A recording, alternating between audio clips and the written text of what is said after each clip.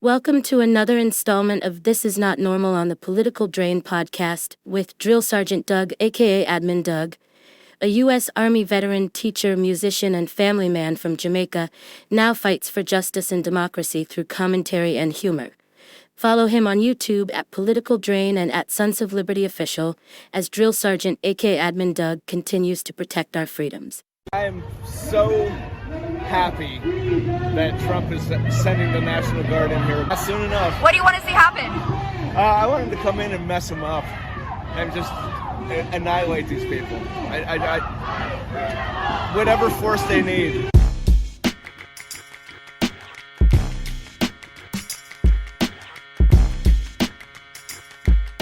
A special report from Oregon. 2 protests. The Portland divide. Is there room for both? Yes, the Guard is on its way. But yes, peaceful resistance is possible. And yes, the governor, the mayor, and the city support them still. What's up, YouTube? Drill Sergeant here. And although it may sound like I'm doing satire of a 1940s radio announcer during the Second World War, it's not really that much satire. We, Political Drain, have been growing. We've got 2 people on the ground in Portland, volunteers reporting the news, sending me the insight. I'm going to give you their names. One refers to himself as OR Peace Dude. He's actually been working with us for a while behind the scenes, and he even came to us live during the last No Kings event. And the other is Melissa PM, the brand new volunteer who raised her hand to say, "What can I do?" Well, now, thanks to both of you, on the ground in Portland, Oregon, people, we've got fam in the area there, keeping an eye on what's happening for all of us out here. This is an inside scoop as to what's happening, and we'll try to keep you updated on it as long as possible, but we need support from everyone. Your city could be next. Per Melissa PM, 2 protests are happening daily now. They may not be the same groups, but they both want ICE out and no military in their city. There's something a little different about Portland, she says, and she suspects it's the inclusivity. From the start of the 2025 protests, there have been 2 different protests going on. I don't know if you knew that, okay? Not to be left out, there's the guys at the Tesla protest doing a great job as well. Facts, though. But the main 2 protests have been, the first, the major protests with thousands of people attending along with Waterfront and sometimes starting at the Federal Building or Pioneer Square. Those have been sponsored and supported by the larger organizations like 5051, the Women's March. These groups have had several infrequent major protests in the past, like No King's Day, but they're beginning to be a daily occurrence. These protests are important, and they are aimed at people with children, family, disabilities, anyone who can't risk too much bodily harm, arrest, or gas exposure. But the second, and here we go, the second smaller protest is the one at the ICE facility. They're not scared, even after being called a war-ravaged city by the President of the United States, with all of the force of the state behind his words.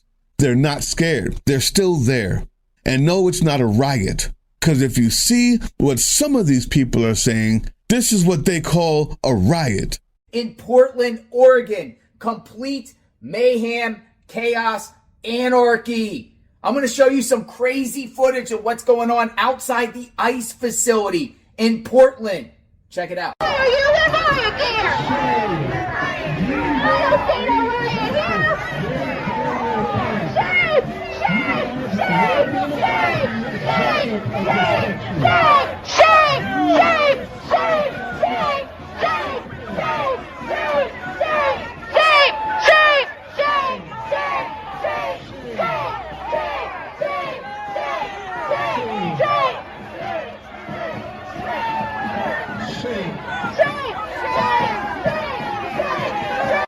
Their other agents are trying to get into the building, so they are trying to kind of clear this area. Protesters have been in this street area over here. We are trying to avoid any profanity, by the way.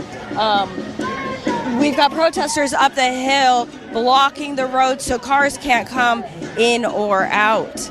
We're monitoring what's going on. We're calculating about 200 to 300 protesters out here so far. Now, the concern by the governor and the attorney general is that this call-up of troops will escalate tensions, cause more unrest. And yes, for context, this reporting was given to me a few days ago and about the overall conditions over there. But today, there's even more activity going on, and what she just said is correct. Instead of the peace, they're trying to start the war.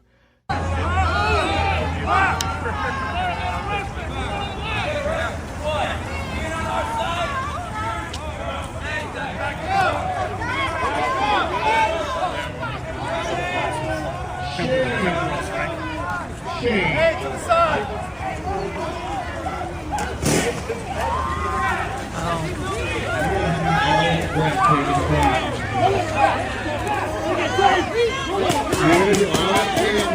And if you are violating the rights of citizens that are exercising their First Amendment rights, you are subject under 18 U.S. Code 242. That's happening now. Those guards came in and disrupted the peace, not upheld the peace. We'll continue with this sorry-ass reporting, though. Power to the people! Our streets! Our streets! Our streets! Our streets! Our streets! YouTube. This disgusting, filthy piece of trash who calls himself a reporter says this is a riot. You mean the one in the wheelchair?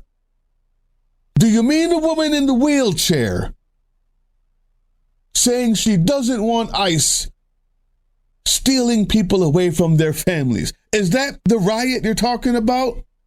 The real problem is that instead of seeing each other as one group, and this is me editorializing here, this is not from Melissa or our peace dude. The real problem is what this guy says. I am so happy that Trump is sending the National Guard in here. I live in this building. We both live in this building. We've been asking for help for months, and we're finally going to get it. When do you think they're coming? When? Not soon enough, man. Not soon enough. What do you want to see happen? I want him to come in and mess them up and just annihilate these people. Whatever force they need. Because he's inconvenienced and he doesn't see a problem, he wants them destroyed, killed, eliminated. That's where we are. And instead of him being the problem, instead of saying, hey, bud, you know that we're all here together, this ridiculous reporter, this disgusting, filthy piece of trash who's not a reporter, what he is a paid instigator trying to start violence and destruction, calling people in wheelchairs, rolling peacefully around the people who work for us that we pay for with our tax dollars. Riots.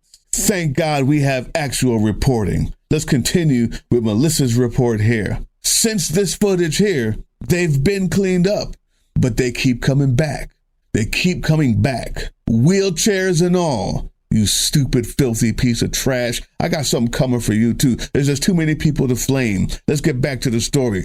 It was always the hope that the initial groups from the main protest would join with the ICE protests. But for multiple reasons, accessibility nowhere near the same. When the major protests ended, very few protesters headed to the ICE facility. The ones, young people, who were helping lead the major protests were handing out Antifa pamphlets, and the intent has always been to have these two be one.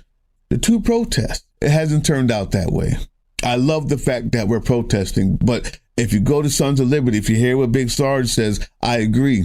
Direct action is necessary. Marching around, holding the signs, showing the world and the president and this administration that we're not gone is important. But direct action to cause change, direct action, meeting the people where they are, in their office, at the facility, hindering their movement is now necessary.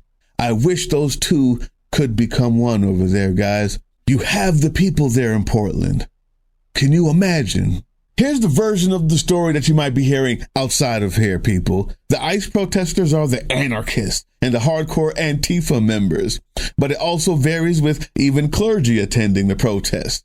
They feel, why split the energy? And liberals will do anything but resist. And this is what people are mainly seeing played out on TV news, with little or no coverage of all of the other protests going on. Melissa states, having been a part of a larger protest, it's mainly made up of older people, families, and people needing, via the numbers, a feeling of being safe and possibly anonymous. The overwhelming feeling from this group is, don't take the bait. So the question from this channel is, how do we bridge those gaps? How do we bridge that gap? Is it possible to be like the wheelchaired one and realize that whether or not you take the bait, they're going to categorize you as a terrorist group?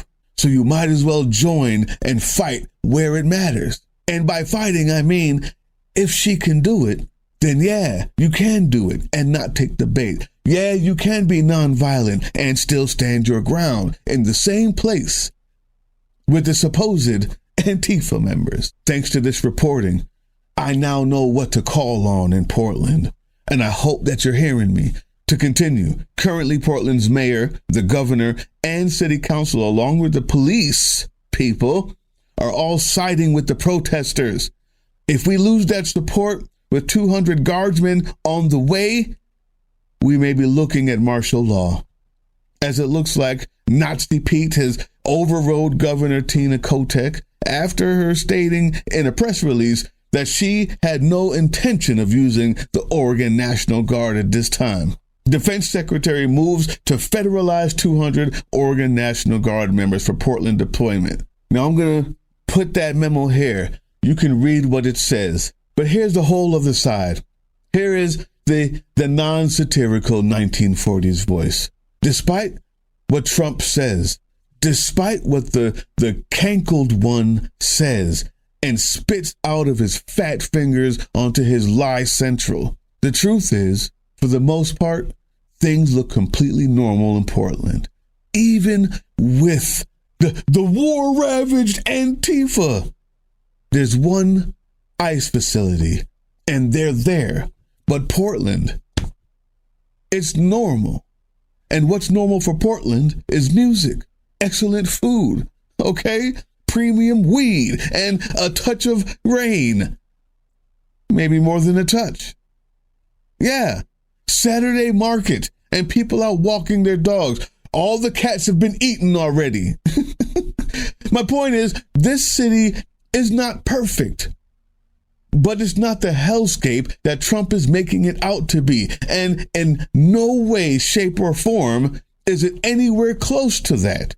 And even when those two sides join and meet each other where the fight is, it still wouldn't even come close to resembling war ravaged. If you remember on a video I did a few days ago, I showed videos of what it looks like in Ukraine. We had people on the ground there helping out. Direct action. Again, that's what we're about at a Political Drain. Because we put our money where our mouth is. We're out there helping people. And we're out there fighting back with direct action. And if you're in Portland, you can be about that direct action. Don't allow the 200 troops or the threats of authoritarian rule stop you from standing strong where you belong, where you have the right to. Do not obey in advance. Make them make you. This report here, co-authored by the two I mentioned before, believe that their feelings express what the majority of the city wants, which is to support Antifa, anti-fascism, and those at the ICE facility with peaceful resistance that maintain support from those we've elected. They need the U.S. to be good citizens in order for them to show the rest of the U.S. who we are. This is a direct quote from them. Portland, Antifa, my friends, you led over 20,000 people in the No Kings March, took the bridges and shut the city down without a scratch. Never forget that. Lastly, I was hoping that the guard would come and pick up the trash since they seem to be really good at it. In closing, in your hellscape, in this war-ravaged Portland city of beautiful people and really high grade, federal officers have arrested 5 people, just 5 people at the Portland ICE building since July 4th. Don't believe the war ravaged. What they really mean is stay home. Stay home. My force outweighs your freedom. And the only way that that becomes a truth, a fact, is if we let them. I'll see you there. Because tomorrow we fight. Hey, yeah, you.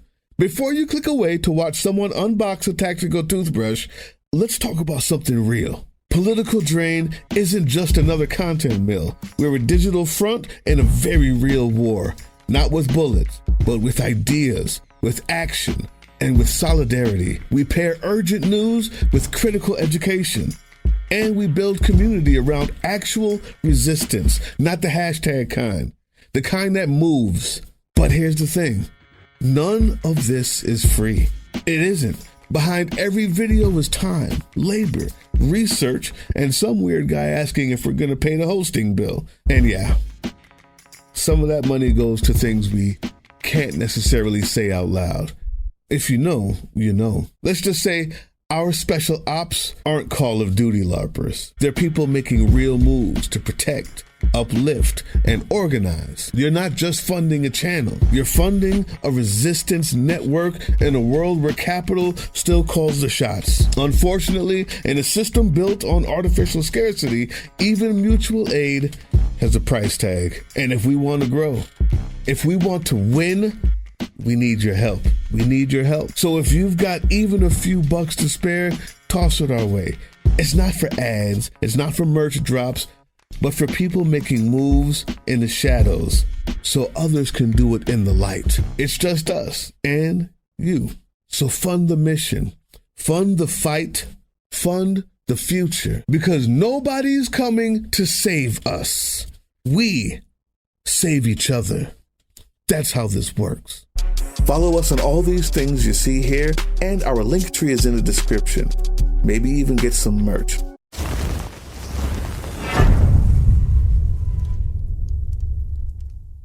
That was the Political Drain podcast, which can be heard on www.groovechillradio.com/political-drain and can be viewed on the Political Drain YouTube channel anytime. Once again, thank you for listening to Groove Chill as we resist fascism in any form, pursue democracy, peace, and love.